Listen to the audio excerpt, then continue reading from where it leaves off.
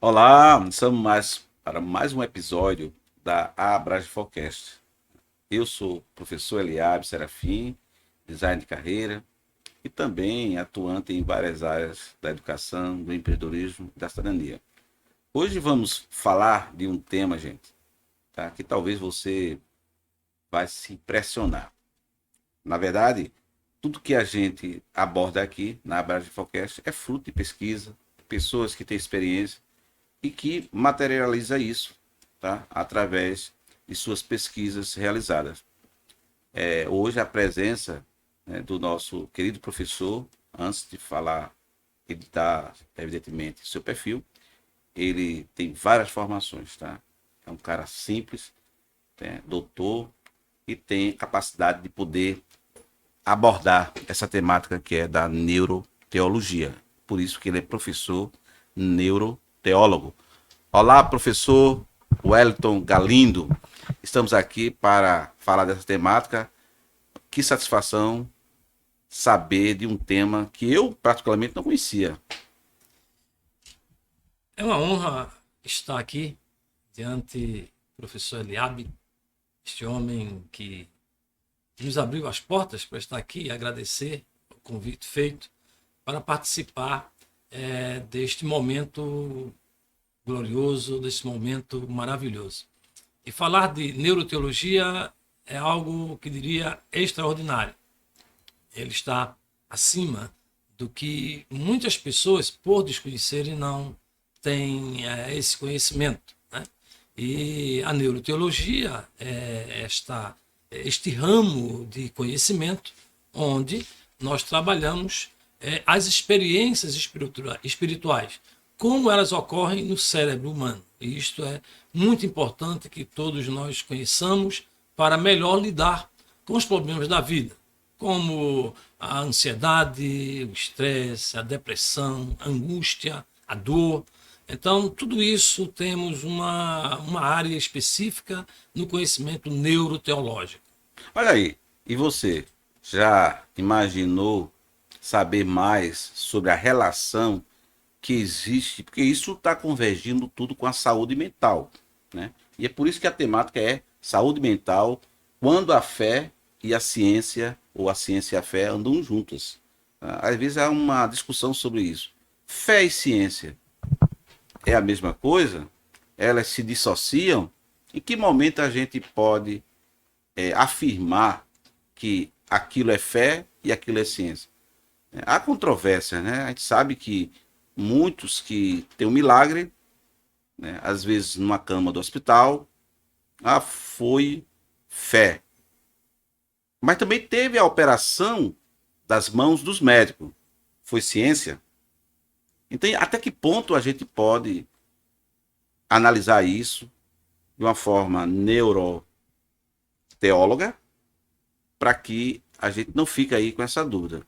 Não estou aqui, não estamos aqui, na verdade, para descredenciar qualquer convicção de fé que você já teve, né, ou que tem. E também aqueles que, não, eu prefiro a ciência do que a fé. Vamos trazer aqui um debate esclarecedor com ele, que é um pesquisador dessa área. Inclusive, tem outros temas aqui importantes. Ele, como escritor, tem alguns livros que vamos, no decorrer do debate aqui, conversar com ele. Não é isso, professor Wellington? Me fale um pouco mais essa relação de saúde, né, mental com a ciência e a fé. Bem, eu quero um pouco mais aqui, antes de tratar dessa relação da saúde mental, a relação da fé e da ciência. Eu queria um pouco falar de quem é o professor Wellington Galindo, né? Quem eu sou, né? Imagina que todos esses títulos, né, que se colocam aqui, vamos imaginar que todos esses saíssem, o que restava dele. O Wellington Galindo diria que eu sou originário de uma relação entre Severino Fernandes Galindo, em memória meu pai, e Ana Galindo, minha mãe, 93 anos hoje. Então, é originário. Sou casado, Tenho 2 filhas e 3 netos. Inclusive, um deles recebeu agora há pouco a dedicação do novo livro que nós vamos falar daqui a alguns instantes, né? Mas Nathalie, essa está na França. Eu tenho a Natiane, que está em casa, que me deu esse netinho Heitor, a Alana, que é a neta, diria, a neta que está mais próximo, a Sabrina, que também está na França. Então, assim, somos isso aqui. Estudioso, pesquisador, e tenho essa empatia familiar. Eu gosto da família. A família é algo importante na vida de todas as pessoas e vai contribuir, inclusive, para um equilíbrio na saúde mental. A família contribui. Nós vamos dizer com detalhes daqui a alguns instantes.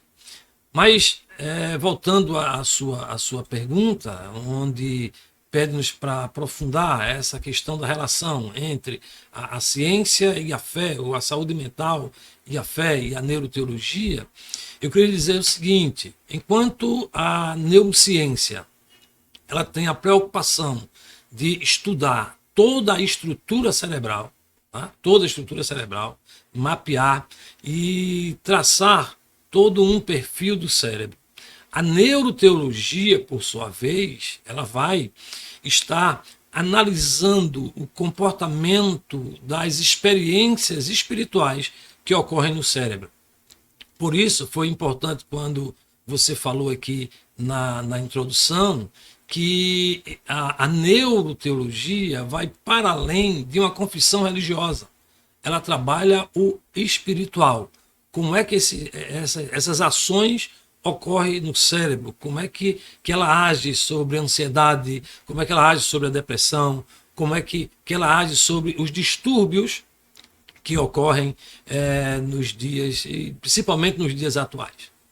Então, aí a gente entra num cenário, né, de pessoas, não só da empresa, comunidade, igreja, que estão ainda com conflitos advindos até da pandemia. E a gente sabe que não todas ainda se curaram. Muitas ainda estão se tratando, né, sequelas que ficaram por perdas familiares, ou até elas mesmas tiveram durante a pandemia. Isso aí também pode conflitar e gerar um distúrbio mental, não é isso, professor? Sim, Eliabe, foi bom você tocar nesse ponto, porque nós acabamos de falar de pandemia, e nós saímos de uma pandemia, e eu costumo dizer nas minhas palestras, no curso que ministro, que a gente saiu de uma pandemia e entrou numa pandemia silenciosa, que hoje ela está gritando, ela está começando a falar, está sendo mais visível. Essa pandemia da saúde mental, o desequilíbrio mental que tomou conta de toda uma população, eu diria, não só no Brasil, mas no mundo como um todo. Esse momento que vivemos hoje, onde a mente está em desequilíbrio, e isto não sou eu apenas que falo, mas há pesquisas em relação a isso que mostra o caos que nós estamos vivendo dentro desse contexto pós-pandemia. E olha onde a neuroteologia vai atuar. Não só na identificação, mas também trazer, não diria uma cura, mas trazer mecanismo em que as pessoas que possam contribuir para que as pessoas possam viver num melhor equilíbrio mental na sociedade. As empresas, por mais que tenham se esforçado, né, esforçada no tocante ao cuidado da saúde mental, a gente, inclusive, trago aqui, acredito que muitos de vocês conhecem, a legislação 14.831/2024, que foi publicada em março pelo governo federal, não como obrigatório, né, de aplicabilidade, mas como orientação de uma certificação, caso a empresa queira tirar, de 2 anos. Por exemplo, nessa legislação, nessa lei 14.831, né, de 2024, ela trata de 3 pilares, né?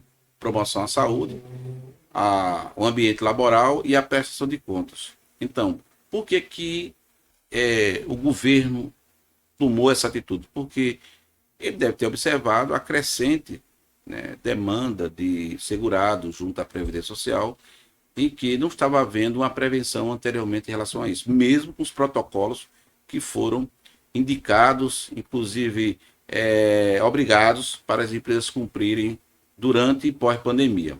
E a gente sabe que quando se passou, muitas empresas relaxaram nesse sentido do cuidado, e isso levou muitos empregados, somatizando aí não só as sequelas que ele teve, como também a própria carga emocional de trabalho, pressão, cobrança, tá? Que isso deixa também muitos deles talvez preocupados, né? No afastamento. Por exemplo, a empresa não sabe se o afastamento vai ser por auxílio-doença ou se vai ser por acidente de trabalho, uma vez que parte dessas doenças, como burnout, burnout e tantas outras doenças, já são consideradas como doenças ocupacionais.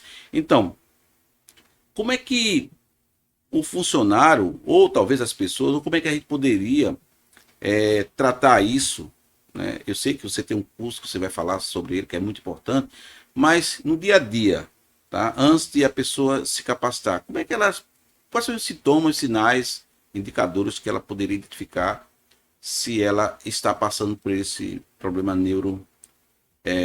teleológico, ou se isso aí é um estudo do sintoma dela? Como é que a gente poderia entender isso? Vamos lá, vamos por etapa. Foi citado aqui por você essa demanda no espaço de trabalho, né? Tanto é que a lei vai tentar criar mecanismo para auxiliar esse grupo de pessoas, esse contingente de pessoas que são afligidos por essas instabilidades emocionais. Bem, onde a neuroteologia vai entrar nesse contexto? Primeiro, a identificação, como você acabou de falar, o estado da pessoa, como a pessoa agia em um determinado momento e depois passou a agir com as questões as demandas que vão decorrendo. Às vezes, uma carga de trabalho excessiva, às vezes, uma série de cobranças também excessivas, às vezes, para além daquilo que o profissional possa fazer, ela vai acumulando esse registro. E isso vai desencadeando problemas que não serão apenas colocados ou vistos ou identificados no ambiente de trabalho, mas ele vai refletir no ambiente familiar também, no ambiente da comunidade em que aquele indivíduo vive. Portanto, quando nós entendemos não diria uma definição concreta do que é a saúde mental, mas pelo menos esses pilares que estarão afetando na saúde mental, que é o bem-estar emocional, o bem-estar psicológico e diria até o bem-estar espiritual da pessoa. Como está esse espírito da pessoa em relação a todos esses mecanismos, essa carga que vem sobre ele para ele estar bem na empresa, e não só na empresa, né? Isso acontece também nos ambientes religiosos. Isso acontece no ambiente da família. Então, essa carga, e eu diria pós-pandemia, ela veio com uma violência muito intensa, e a gente não estava preparado para isso. É interessante o que você está falando, e agora me veio a memória, e a gente até falou em outro podcast, de que muitas vezes o líder religioso, né, quando ele recebe, né, uma pessoa para fazer uma oração, e a pessoa não diz muitas vezes o problema, não conta, ela só diz que se trata de que está sofrendo. Essa palavra sofrer Sofrimento. é uma dor. E o que seria? Como é que a gente poderia traduzir essa dor, né? Que o pastor, o líder, ele não tem o conhecimento neuroteológico, certo? Para poder, se de fato, além da oração, não precisaria de um tratamento, ou ela estaria, talvez, passando por um problema, talvez uma impressão dela, né? De que a dor não é dor, mas talvez ela esteja com presságio, por exemplo. O que você avalia isso? A gente vê isso porque as pessoas procuram Deus, né? Procura nas religiões. Mas a gente sabe que o homem, ele é pecador. mas tem a ciência que sobrepõe muitas vezes a capacidade dele, né? Naquele momento, às vezes ele até diz, rapaz, eu não tenho capacidade de fazer uma intervenção aqui, uma oração sobre a pessoa, mas eu tenho a ciência. E aí, quem que vem primeiro, a ciência ou a fé? Ou a fé? Ah, ué, essa pergunta, ela deixa qualquer não estudioso, ou seja, qualquer um que se avora, como você falou aqui, as pessoas se avoram a falar de coisas que não conhecem, né? Então, seria uma encruzilhada, né? Essa pergunta aí. Quem é primeiro, a fé ou a ciência? Durante algum tempo, a ciência, ela andava sempre distante da fé. Era confrontos, e confrontos dos mais acentuados possíveis. Com a chegada no cenário de André Newberg, que é o precursor da neuroteologia, que ele começa a mapear e aproveitando os recursos que a neurociência oferece, como as tomografias e tantos outros mecanismos, ele começou a verificar esses acontecimentos no cérebro humano. Então a parte neuroteológica vai chegar exatamente aí. Você acabou de falar, o líder religioso vai fazer uma oração pela pessoa e ali parece que tudo vai terminar ali. E não precisava de alguma coisa a mais, ciência. Eu tenho dito ultimamente que todo líder religioso deveria estar preparado com conhecimentos neuroteológico e neurocientífico, porque isso ajuda-o a identificar. Porque aqui para nós, Eliabe, muitas coisas que se tratam como espirituais, elas não são espirituais, elas não são da alçada espiritual. E tem que se resolver com ciência, com conhecimento. E é exatamente nesse ponto, aí eu volto ao curso de neuroteologia, é exatamente nesse ponto em que os líderes precisam estar melhor preparados para lidar com coisas dessa natureza. Muitas coisas, por exemplo, costumam dizer que não, isso é uma ação demoníaca. E quando você tem o conhecimento neuroteológico, você vai dizer, não, isso não é uma causa demoníaca. Isso é uma causa de uma disfunção cerebral que pode ser corrigida.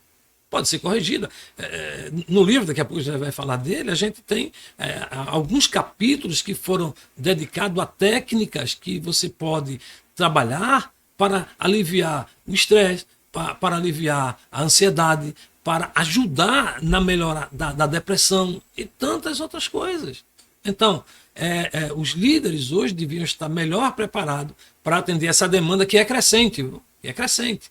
Porque quando nós falamos aqui dessa questão pós-pandemia, e eu ontem tive a preocupação de buscar um dado que eu precisava ter esse dado mais real, mais atualizado, né? Porque o que a gente tinha demandava de 2019 e a gente não sabia como estava agora 2024, 2025.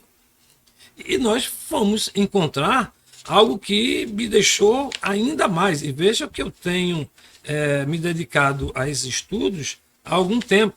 E o que eu vi ontem, que foi colocado pela Veja, a Veja coloca uma pesquisa que vai nos indicar que 86% dos brasileiros têm algum transtorno mental e indica ansiedade e depressão, especialmente isso. Então, veja, uma demanda dessa, num país tão extenso como esse, e a gente observar 86% da população que tem esses problemas de ordem mental, e que vai desembocar na saúde mental.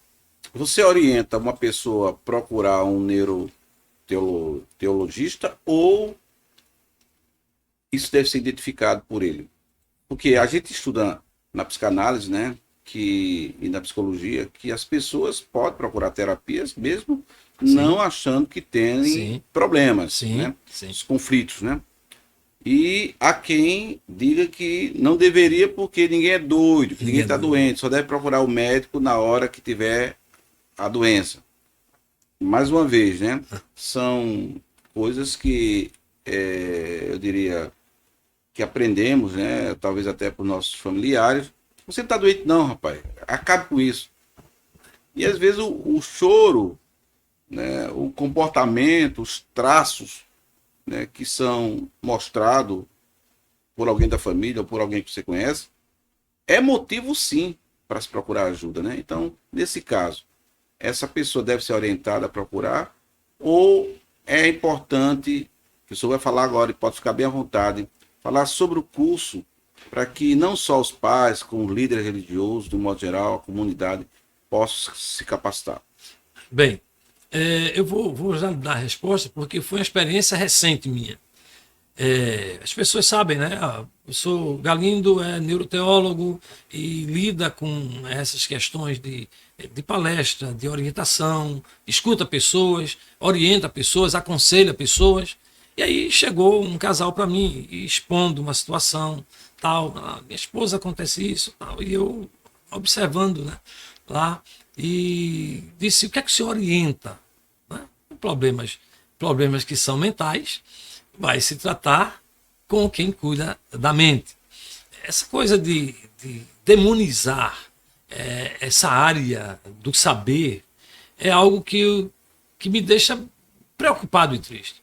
Porque a gente tem a preocupação de cuidar das articulações, porque a gente procura o médico, né, responsável por isso, do coração, que a gente procura o médico do coração, a gente procura todos os médicos, mas a gente não procura o médico que trata da mente. Então, a minha primeira orientação foi: procure um neuro, vá ao neuro, marque uma consulta com o neuro, depois, dependendo do resultado que ele mostrar, venha para cá, que a gente vai conversar. Em seguida, eu recebi uma informação. A pessoa que recebeu a informação disse: eu não sou doido. Eu não tenho problema mental, como é que você vai procurar? E isso instigou algo que eu fiquei preocupado depois. Quem ficou preocupado fui eu. Porque eu indiquei o caminho e a pessoa negou o caminho que foi indicado porque não tinha problema mental. Então, é isso que precisamos despertar na nossa gente que professa uma fé e uma fé religiosa. E aí eu não estou colocando identidade denominacional aqui, eu estou falando da fé religiosa que todos têm. Elas precisam saber que Deus deixou médicos de várias especializações para cuidar exatamente do problema que nós temos. E no curso de neurociência, com neuroteologia, que é a parte da saúde mental que a gente trabalha, nós orientamos isso, nós mostramos isso. As pessoas que já passaram pelo curso, que já concluíram o curso, acham uma maravilha. Tem dado aí entrevistas, tem falado, tem gravado áudios e mostrando que funciona. Que funciona. O cuidado com a mente, dentro da perspectiva neuroteológica, ela funciona. O problema é o conhecimento que nós não temos ainda de forma mais ampla, mas a gente é o canal para isso. A gente está colocando aí à disposição daqueles que desejam sair dessa condição para que possam conhecer essa parte da neuroteologia. Bem, você está gostando do tema? O tema mexe, né, com as nossas emoções também. Às vezes a gente passa pela faculdade ou passa por um curso livre e não encontra alguém que possa navegar numa seara tão importante que é a nossa mente. Aliás, na época da pandemia, eu disse uma coisa bem interessante e que causou até polêmica, né? Algumas pessoas que me conhecem, eu adoro quando as pessoas também me advertem. Eliabe, como é que você diz uma coisa dessa? Mas eu disse, na verdade, baseado no meu estudo. De repente as coisas mudam. O que aconteceu? Havia uma orientação muito forte das pessoas se vacinarem naquela época, né? E que mais vacina para poder evitar a aceleração, até contaminar outras pessoas, enfim. E numa dessas minhas falas, eu dei minha opinião sobre a vacina e acrescentei que só existe um campo na vida da pessoa que não vai existir a vacina, é a mente. Eu disse isso porque, acompanhando nos meus 35 anos, eu nunca vi, eu não lembro de ter visto um empregado que tenha se afastado por distúrbios mentais e que tenha retornado. É triste. Mas aí veio a minha análise. Será que é porque não tinha ninguém preparado para cuidá-lo? Será que o Estado, no caso, o INSS da época, diante da perícia que foi feita, não conseguiu dar um diagnóstico para que aquele empregado pudesse ser tratado? Enfim, quando eu falo vacina, as pessoas só entendem a questão da aplicação. A vacina ela pode ser uma antítese, né? Ela traz conhecimentos que você pode usar, inclusive a expressão. Então, colocando dessa forma, eu pergunto, né, ao nobre professor, tá, se existe realmente algum tratamento específico, sem ser, eu digo, de automedicamentoso, mas que possa minimizar, porque de uma vez que a pessoa diz, eu não sou doido, não vou procurar um especialista, né? Seja psicólogo, psiquiatra, neuroteológico, enfim.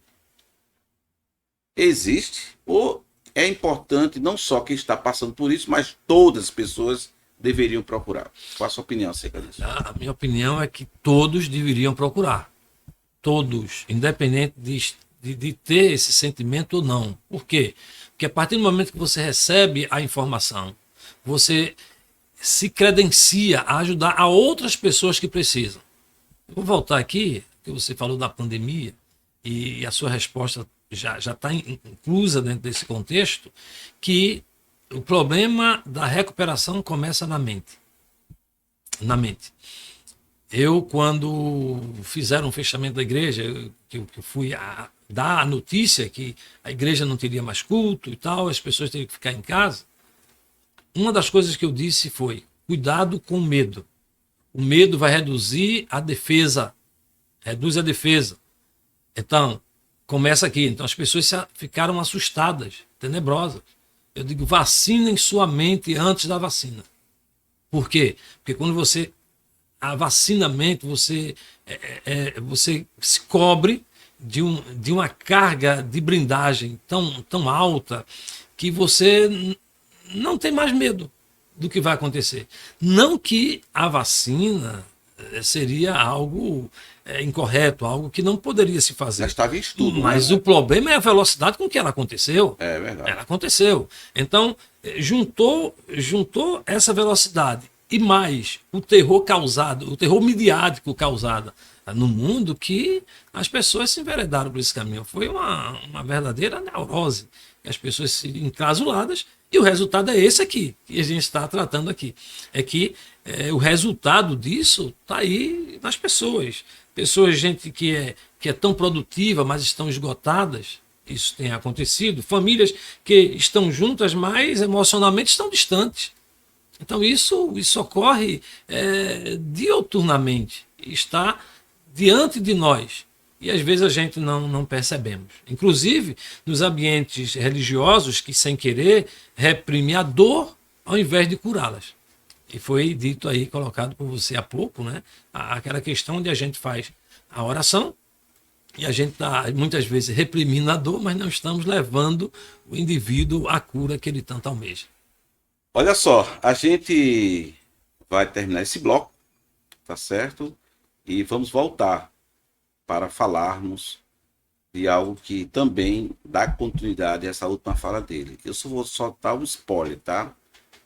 Há muitas situações que eu acompanho, e acredito que você também deve acompanhar, em que mesmo com a oração, naquela confiança, né, que a pessoa que foi pedir para ter a intervenção da oração, quando ela não tem o efeito, aí surge a zombaria. Você não foi curado porque você está devendo aqui na Terra. A gente vai falar sobre isso depois, ok? Voltamos já.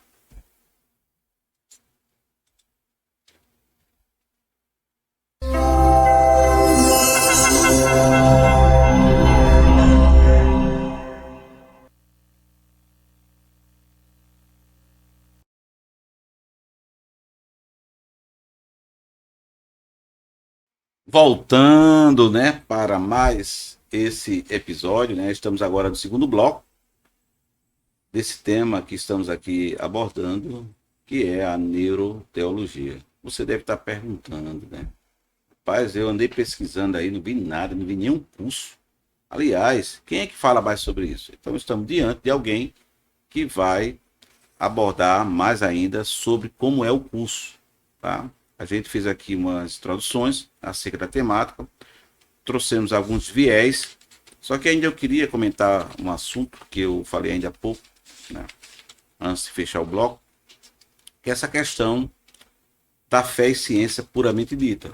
Por exemplo, é muito comum não só as pessoas procurarem os padres, né, para se confessar, pedir oração, assim como algumas religiões, né, cristãs, evangélicas, protestantes, também procurar seus líderes. Muitas vezes não é o pastor diretamente, que ele deve estar com outras ocupações, com outras demandas. Às vezes é diretamente com algum auxiliar dele. Só que nessa busca de pedir que ore, que unja, a pessoa pode, naquele momento, emocionalmente, sentir-se aliviada. E o professor vai explicar isso. Mas depois volta tudo de novo. Aí a pergunta é: ela realmente está com um problema que não é o que ela foi buscar? E foi a fé que ela não teve, que não curou? E a ciência explica isso? Sim, sim, vamos pensar em alguns ângulos, né? A pessoa está com um problema emocionalmente abalado e ela busca a restauração e ela vai para um líder religioso para que ele possa orar, ungir, apresentar.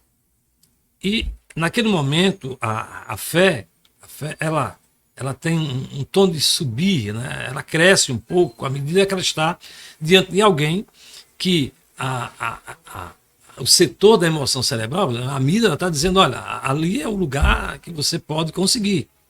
E à medida que vai liberar o que a gente chama da dopamina dela, e ela vai achar que é começo. Mas depois que tudo aquilo passa, pode ocorrer que tudo volte ao que era antes. Muitos líderes religiosos vai culpar a fé. Vai dizer, ó, não foi curada, não alcançou porque não teve fé suficiente para ser curada. E isso eu sou testemunha porque eu já vi alguns líderes faziam oração e fez a segunda, a terceira, a quarta e nada, a pessoa não passou, está do mesmo jeito, não. Então o problema não é mais a minha oração, o problema é a sua fé, né? O problema maior ainda consiste, não é nem nesse processo que a gente diz assim, que a fé dela não foi suficiente para receber a cura e que a oração dele não foi suficiente para curá-la. Mas vamos pensar um pouco. Lá no capítulo, acho capítulo 8 e 9 do livro, e daqui a pouco a gente vai chamar em relação a isso, a gente trata dessas questões de resiliência, por exemplo. Eu trago o caso Jó, que as pessoas, quando falam de Jó, a mensagem é muito romantizada. Parece que a coisa aconteceu assim num estalar de dedo, né? Esquece do processo da resiliência que aquele homem teve para reconquistar tudo aquilo que foi perdido.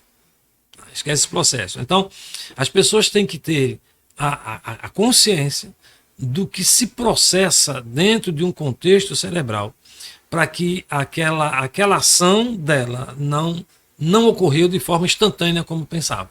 Alguns podem acontecer. Existe muita gente que está lá no leito do hospital, está assim, e daqui a pouco chega e uma oração é feita e aquele problema, aquela situação é aliviada.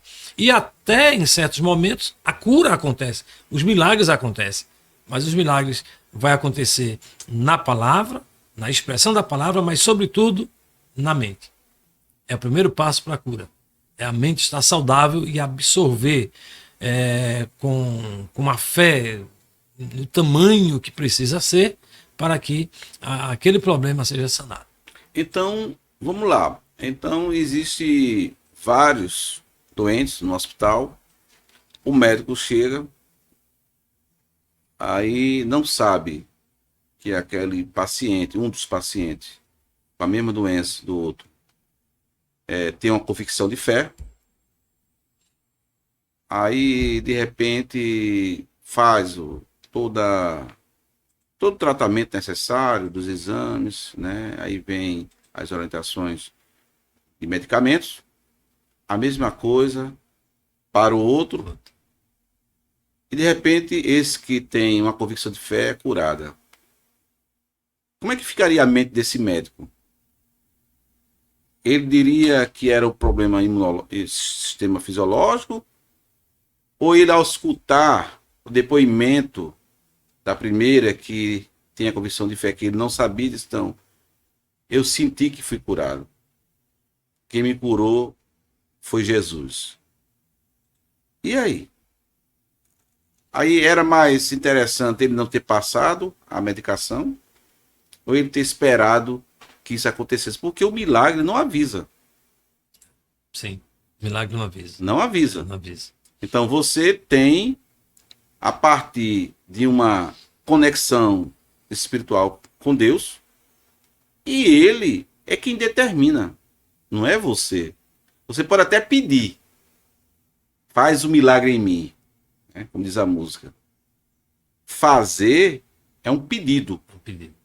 A ação, ela é divina, né? Então, aí eu pergunto, como é que ficaria o médico nessa situação? Dizer, rapaz, então o que eu fiz não valeu de Não nada. valeu nada. Exemplo, considerando a ciência. Mas ao ouvi-la, né, que ela prontamente disse, olha, obrigado, mas eu senti, será que nessa hora Deus, ele teria um aleatório, um agregado, eu diria, a medicação para a fé dela, ela ser curada? Tamanho da fé, né? Vamos lá. Ainda bem que nessa projeção o médico não sabia a fé ou o encaminhamento religioso desse paciente. Não sabia qual era a fé que ela professava. Então, ele está diante de duas situações, de duas pessoas, em que as duas têm o mesmo problema e uma consegue um milagre, e essa é religiosa. Bem, vamos imaginar que as duas estivessem num estado terminal e que ele já houvesse desenganado ali. O medicamento, a prescrição, está lá apenas pelo juramento que fez, que ia defender até a morte. E uma volta à vida, uma praticamente revive, né? É verdade. A restauração. Então, ele mesmo, o médico mesmo, vai ter a consciência de que o que ele estava fazendo era apenas para o complemento do que estava ali estabelecido para que ela tomasse. No momento que ela é curada, talvez até inconsciente, ele vai entender que houve um milagre ali e que não foi mais a mão dele que estava ali. Isso não é plausível, né? Quando ele passa a medicação, ele vai dizer, ó, daqui a tantas horas. Isso, não é comum isso cientificamente. Comum. Isso. Então eu estou falando somente nessa restauração imediata, né? Nessa cura, né? Propriamente dita, né?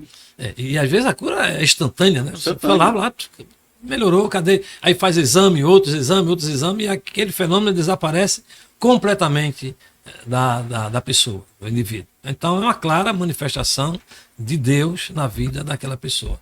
E aí que você falou, Deus não tem o preferencial, né? Aquela preferencial. Vou fazer isso porque aquele é bonzinho e aquele não é. Não é essa a história. Porque até do ponto de vista teológico, a Bíblia vai nos mostrar que o que sucede ao justo sucede igualmente ao ímpio. Então os dois têm, o sol nasce para um e nasce para o outro. Então não tem essa preferência. O dom da vida é para todos. Agora, há momentos que Deus resolve fazer o milagre que ele quer, a gente pede e ele faz. E se ele não quiser fazer, também não faz. Por isso que a fé não está na identidade religiosa. Não está na identidade religiosa. É isso que a gente defende na neuroteologia. A fé não está na identidade religiosa justamente para não supervalorizar muitas denominações que ao longo desse tempo aí a gente sabe que vem crescendo e vendendo, inclusive, feijão da fé, água da fé, pano da fé, para poder obter a bênção. E essa bênção, em tese, seria o milagre, né? Do emprego, de uma separação, de uma dor. Então, é preciso você que está nos assistindo, tá? Reflita. A gente aqui não está condenando absolutamente qualquer ação espiritual que, usada por Deus, possa o homem utilizá-la. Absolutamente. Até porque eu creio que as mãos usadas pelo homem pode sim, ou usada pelo Deus, desculpe, pode sim curar. Agora, existe aqueles, como a gente fez a pergunta anteriormente, que a ungir as mãos, a orar, aí zomba depois, porque a pessoa que não teve fé, quem é ele para dizer que aquela pessoa não estava com fé? Então, digamos que ele fosse um médico e ele estivesse fazendo aquela oração, que acontece. Como é que ele diria? Ele diria a mesma coisa? O médico não poderia dizer, esse remédio não serviu. Pois é, porque ele foi quem medicou, né? Que orientou. Bem, agora, pessoal, a gente fez essa abordagem bem interessante. Vocês perceberam que é um tema muito complexo. A gente precisa voltar mais vezes para falar de uma maneira mais extensa. Inclusive, eu tenho muita vontade de falar sobre esses ritos que acontecem e que vem acontecendo, uma porta do milagre, que aqui é a sua bênção cai do céu. Ou seja, isso tudo e aí não seria eu diria, uma coisa que acontece com os neuroteológicos, né? Neuroteológico, desculpem. É porque o nome é complicado. É complicado. Mas acontece com o pentecostalismo. A gente vai abordar esse tema futuramente, que são aquelas pessoas que usam a sua mente para você mesmo ter medo de si. É porque, na verdade, nesse ponto, eles se apropriam muito do simbolismo. O símbolo é algo que a gente se apega e ele é como se materializasse a ideia. O símbolo, né? Tá aí a história de José e o pai de José. Os irmãos nunca disseram a Jacó que José havia morrido. Apenas o símbolo lá. A capa, o sangue, e olhou, não, meu filho morreu. Foi simbólico. Então, ele adota, eu diria, ele adota até um luto inexistente. É símbolo. Então, o mecanismo cerebral ali, ele funciona ao ponto de dar credibilidade ao símbolo que ele está diante dele. E parece que isso aí vem sendo copiado de um para um, né? Porque, vamos supor, se aquela pessoa aprendeu, vou dar um exemplo aqui que não é o seu caso, mas digamos que alguém que esteja lá na sua igreja aprende como é que você faz. É assim, então eu vou abrir uma igreja para fazer igual. Essa dissidência, tá? Esse mecanismo, né, fraudulento, terrível, não faça isso. Tá? Se você quer abrir uma denominação e quer que tenha esse conhecimento, contrate, convide, que é muito mais ético do que você se passar por alguém que apenas assistiu uma pregação, né, de forma neuroteológica, e você não ser e querer dar técnicas. Aí alguém vai te procurar. E vai ser assim, você vai ser assediado. E vai chegar um momento que você vai passar vergonha. Olha, o pastor e professor trouxe aqui um livro bem interessante. Eu não abri todos, mas eu vou estar passando para ele e ele rapidamente vai passar um resumo. Veja, Verso e Prosa, de Wellington Galindo e outros autores, né? Então deve ser um livro colaborativo, né? Poesia na Escola. O que remete esse livro? Bem, a gente passando para uma outra fase, né?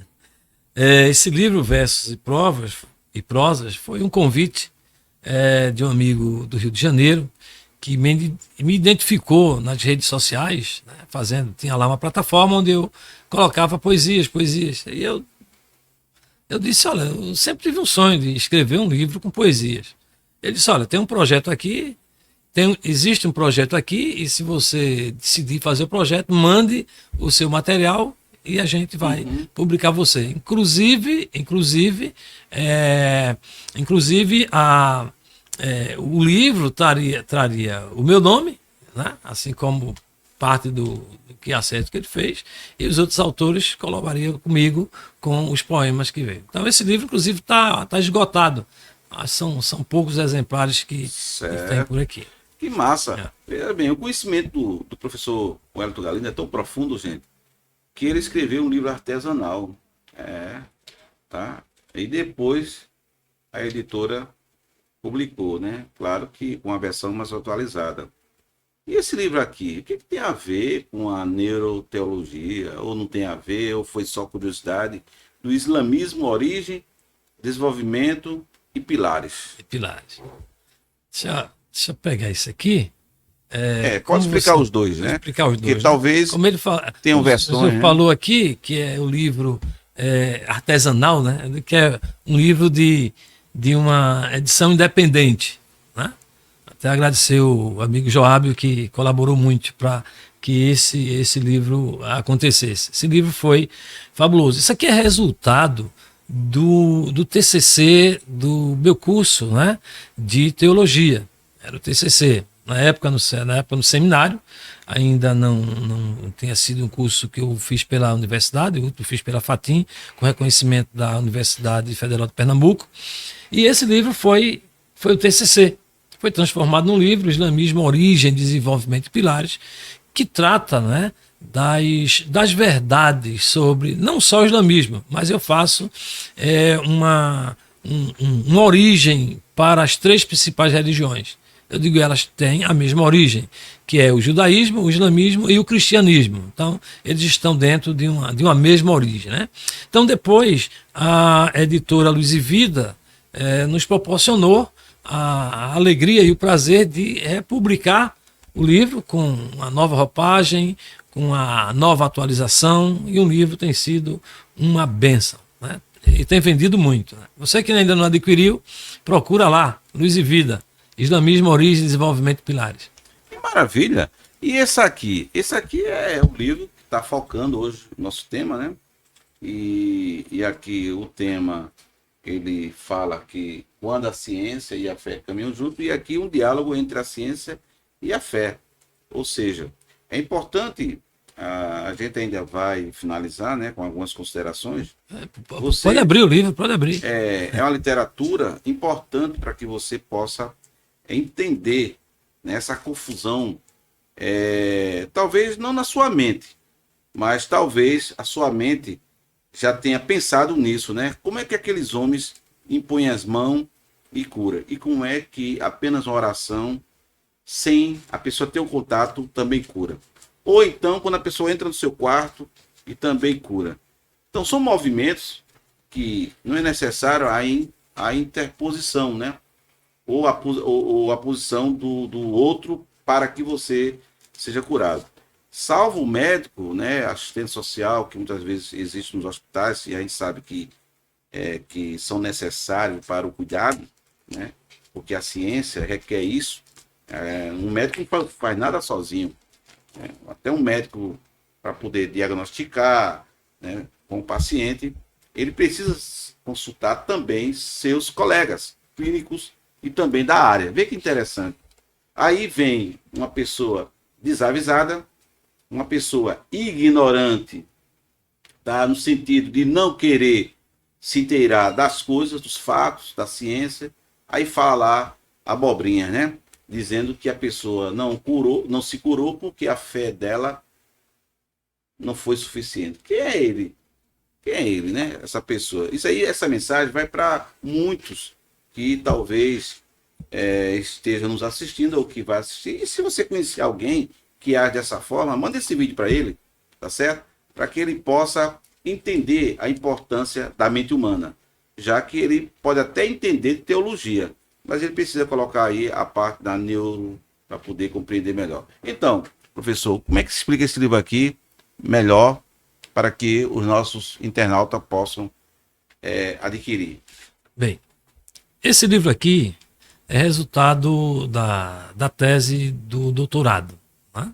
Então, nós transformamos num livro onde falamos da saúde mental, com a neuroteologia, neurociência, e um diálogo entre a ciência e a fé.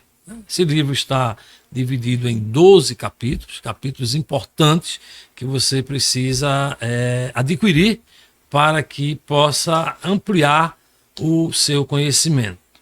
Por exemplo, Nós temos já no primeiro capítulo aqui, que é a introdução à saúde mental, onde nós vamos explicar exatamente como ela funciona, quando ela funciona e o que precisamos para fazer a mente estar num estágio de equilíbrio. Porque o tratamento da saúde mental ele é tão vital quanto qualquer outra área da saúde.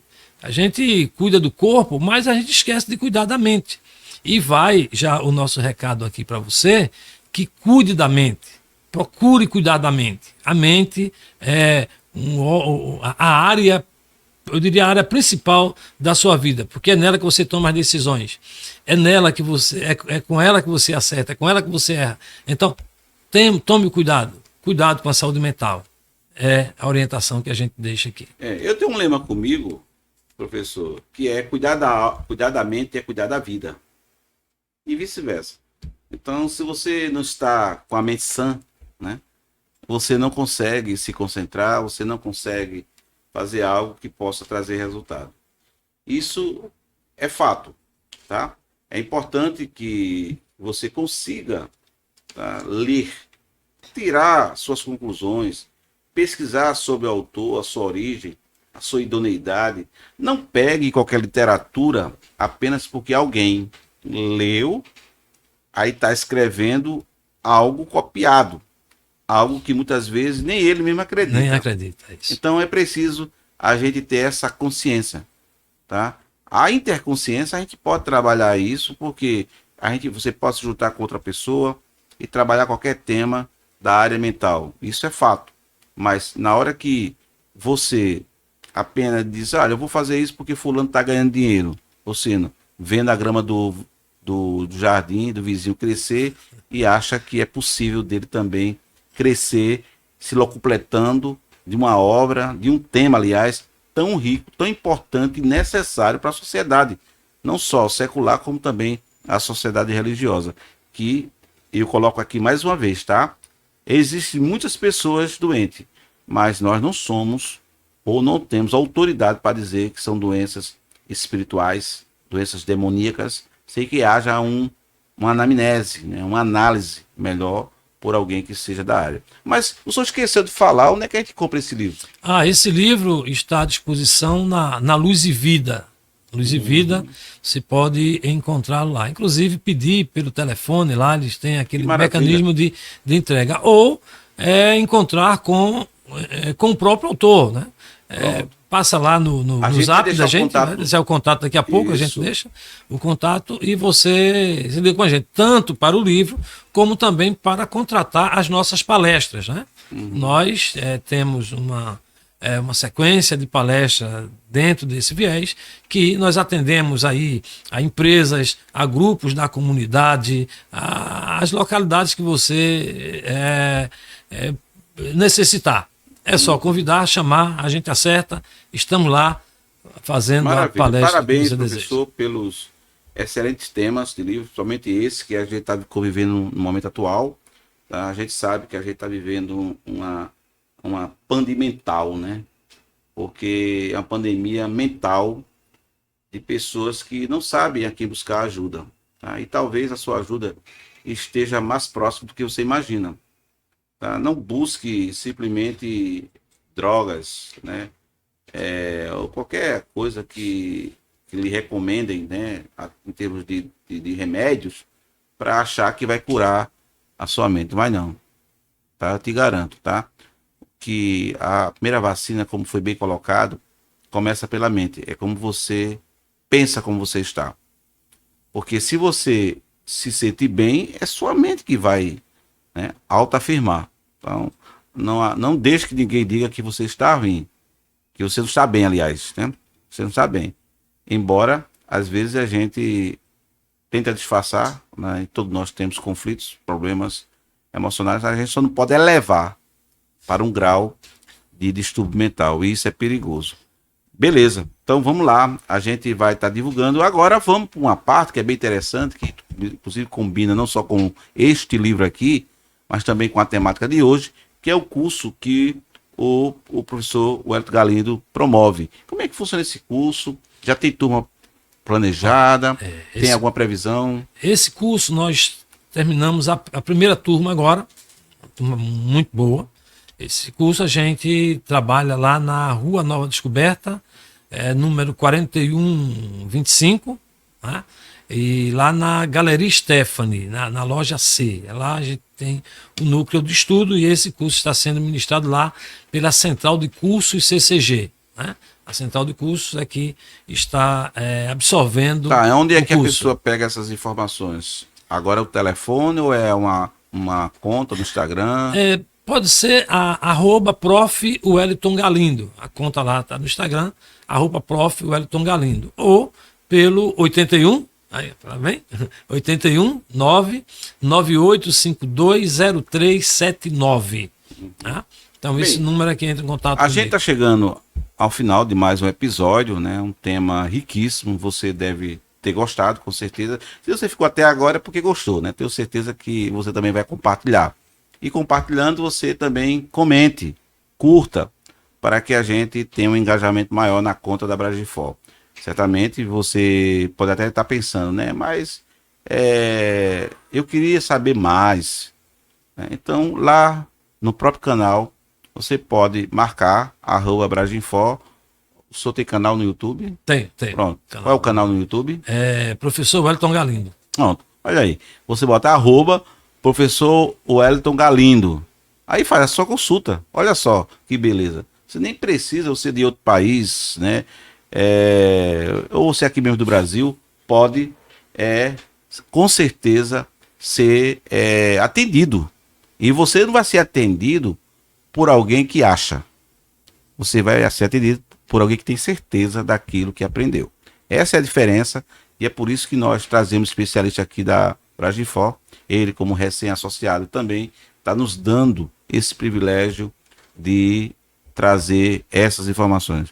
Professor Galindo, nossos agradecimentos, suas considerações finais, né, desse episódio, a Bragiforcast, hoje realizado nesse momento muito bacana aqui no estúdio da Voxcast.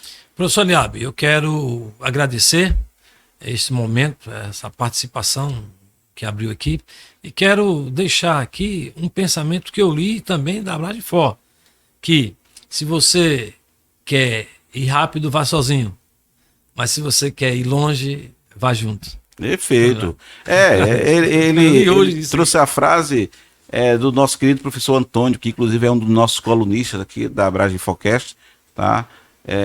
Essa mensagem, essa frase é em função da nossa criação, que foi esse projeto da Bragifor. Bem, eu só tenho a que agradecer, mais uma vez, né? A gente ser grato nunca é demais, tá? Eu sempre falo, a gente quando agradece, a gente recebe de volta. Então, mais uma vez, o nosso muito obrigado pela sua participação, né? Uma vez que eu creio que você deve estar aí no dedinho já participando, né? No nosso canal.